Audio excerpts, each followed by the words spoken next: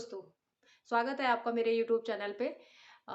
दोस्तों आज मैं व्याकरण का टॉपिक लेके आया हूँ। व्याकरण में आज से मैं स्टार्ट करूँगी इसमें शब्द रचना, क्योंकि मैंने इसमें संधि पढ़ा दी थी, वर्ण पढ़ा दी थी। वर्णों के बाद संधि के बाद हम आते हैं शब्दों पर, ठीक है? क्योंकि शब्द जो होते हैं भाषा की सबसे छोटी सार्थक अर्थ प्रदान करने वाली इकाई होती है। तो यहीं से हमारा क्या होता है, वाक्य बनने स्टार्ट हो जाते हैं शब्दों के समूह से। तो सबसे छोटी जो सार्थक इकाई है उसके बारे में आज हम चर्चा करेंगे। आज का टॉपिक है हमारा शब्द रचना। इसमें सबसे पहले हम शब्द क्या होता है इसको जानेंगे, ठीक है? शब्द क्या होता है इसको जानेंगे। वर्णों के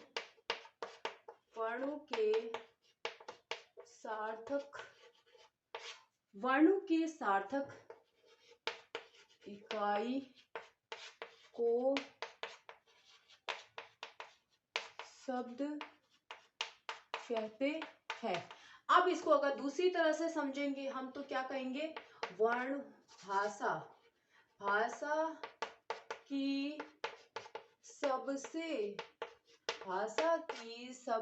छोटी सार्थक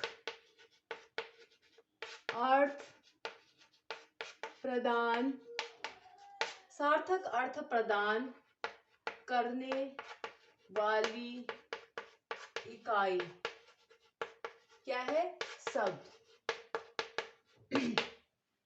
ये भी कह सकते हैं वर्णों के सार्थक इकाई को शब्द कहते हैं, ये हम सभी जानते हैं। लेकिन अगर वास्तव में देखा जाए तो क्या होता है कि भाषा की सबसे छोटी सार्थक अर्थ प्रदान करने वाली इकाई क्या होती है, शब्द होते हैं, ठीक है? इससे पहले जब सबसे छोटी इकाई पढ़ते हैं तो हम वर्ण में आ जाते हैं, मौखिक में हम ध्वनि पे आ जाते हैं और लिखित में वर्ण पे आ जाते हैं। लेकिन यहाँ पर बात हो रही सार्थक अर्थ प्रदान कर, वर्ण कोई अर्थ प्रदान नहीं करते। जब वर्णों को हम मिलाते हैं, मिलाकर उनसे नया शब्द बनता है, वो अर्थ प्रदान करता है। इसलिए भाषा की सबसे छोटी जो सार्थक अर्थ प्रदान करने वाली इकाई है वो क्या है, वो हमारी शब्द है। अब इसमें एक परिभाषा और दे दूं तो इसमें कहेंगे हम एक या एक से अधिक अक्षरों से बने सार्थक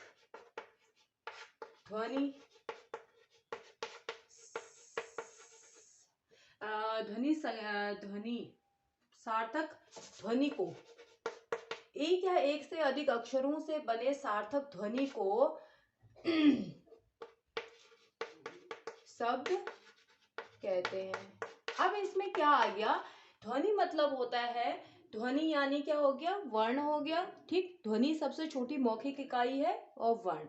तो हम कह सकते हैं एक या एक से अधिक अक्षरों से बने सार्थक ध्वनि या वर्णों को क्या कहते हैं, शब्द कहते हैं, ठीक हो गया? या एक से अधिक अक्षरों से बनी हुई स्वतंत्र सार्थक ध्वनि को क्या कहेंगे, हम शब्द कहेंगे। ये इस तरह से मैंने शब्द को आप लोगों को समझाया कि शब्द को किस तरह से हम परिभाषित कर सकते हैं या शब्द को किस तरह से समझ सकते हैं, ठीक है? इसमें मैंने एक तो अपनी परिभाषा दी, एक ये है, इस तरह से समझाया, एक सिंपल शब्दों में वर्णों के सार्थक इकाई को शब्द कहते हैं। चलिए इसमें आप आगे बढ़ते हैं कि शब्दों को किस तरह से वर्गीकृत किया गया है और उसको कितने भागों में बांटा गया है, किस किस आधार पर बांटा गया है।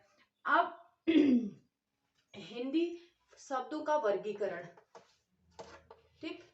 शब्दों का वर्गीकरण, देखिए शब्दों को किस तरह से बांटा गया है ये आज हम जानेंगे। इसमें का वर्गीकरण हम विभिन्न आधारों पर करते हैं।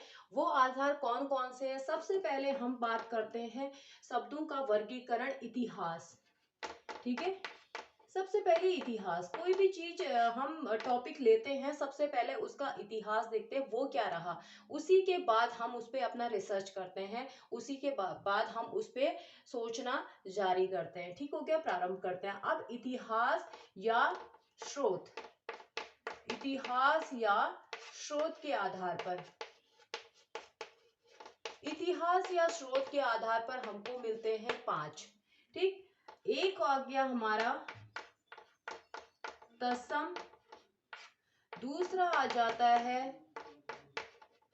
तद्भव। तीसरा आ जाता है देशज। चौथा आ जाता है विदेशी। फिर पांचवा आ जाता है संकर। संकर में आप लोगों को पता है दो शब्दों के, दो सार्थक शब्दों के, दो अलग अलग भाषाओं के शब्दों से बनता है संकर शब्द। ये हमारा इतिहास के स्रोत के आधार पर हो गए कितने प्रकार? 5 प्रकार। अब दूसरे नंबर पे आता है रचना या बनावट के आधार पर इसको विभाजित कर रखा है। किस आधार पर? रचना या बनावट के आधार पर। कभी कभी प्रश्न पूछ लिया जाता है कि रचना या बनावट के आधार पर कितने तरह से वर्गीकृत कर रखा है, या इतिहास के आधार पर किस तरह से वर्गीकृत कर रखा है, कितने भागों में वर्गीकृत कर रखा है। अब हमने इसमें किया रचना या बनावट के आधार पर, उसमें 3 है हमारे। कौन से? एक तो रूढ़ हो गया, रूढ़ हो गया। दूसरा हो गया हमारा यौगिक। ठीक, यौगिक। तीसरे नंबर पे आता है इसी में हमारा योग रूढ़। कौन सा आता है? योग रूढ़। इस तरह से ये 3 भागों में इसको वर्गीकृत कर रखा है रचना या बनावट के आधार पर। अब इसी में अगर हम आगे देखें रूप या प्रयोग के आधार पर, रूप या प्रयोग के आधार पर, प्रयोग के आधार पर, रूप या प्रयोग के आधार पर अगर हम बात करते हैं तो 2 तरह से होते हैं, जिसे हम आगे जाके पढ़ेंगे, विकारी तथा अविकारी। विकारी तथा सेकंड अविकारी। अविकारी, ठीक हो गया। अब अगर हम इसके रूप भी हो गया, रचना भी हो गया, इतिहास हो गया, अब लास्ट में बचा क्या? अर्थ। अर्थ के आधार पर, ठीक, अर्थ के आधार पर इनको अगर वर्गीकृत करें तो वो भी हमारे 2 तरह से वर्गीकृत होते हैं। 2 भागों में इसको अर्थ के आधार पर वर्गीकृत कर रखा है। कहीं कहीं पर आपको 4 प्रकार से मिलेगा, 4 तरह से, कहीं कहीं पर 2, कहीं कहीं पर 2 है, कहीं कहीं पर 4 है। जैसे अर्थ के आधार पर हम एकार्थी और अनेकार्थी में पढ़ते हैं, ठीक हो गया। लेकिन इसमें 4 तरह में कौन कौन से पढ़ेंगे हम? एक पढ़ेंगे इसी में एकार्थी पढ़ेंगे, अनेकार्थी पढ़ेंगे, समानार्थी यानी पर्यायवाची आगे, या और विपरीतार्थी यानी विलोम शब्द आगे। सबसे पहले है एकार्थी, एक अर्थ प्रदान करने वाले। दूसरा है अनेकार्थी, ठीक, अनेक अर्थ प्रदान करने वाला। तीसरा है विपरीतार्थी। विपरीतार्थी का मतलब होता है विपरीत, विलोम, विलोम। फिर आ जाता है हमारा 4th नंबर पे समानार्थी। समानार्थी, जिसमें हमारे कौन आ जाते हैं? पर्यायवाची। ठीक है दोस्तों, इसमें हमारे क्या आ जाते हैं? पर्यायवाची शब्द आ जाते हैं। इस तरह से अर्थ के आधार पर हमको कहीं कहीं पर 2 मिलेगा, कहीं पर 4 मिलेगा, ठीक। लेकिन अगर बात करें बड़ी क्लास में तो वहां पर हमको 4 ही प्रकार मिलेंगे इसके, ठीक हो गया। एकार्थी, अनेकार्थी, विपरीतार्थी या समानार्थी।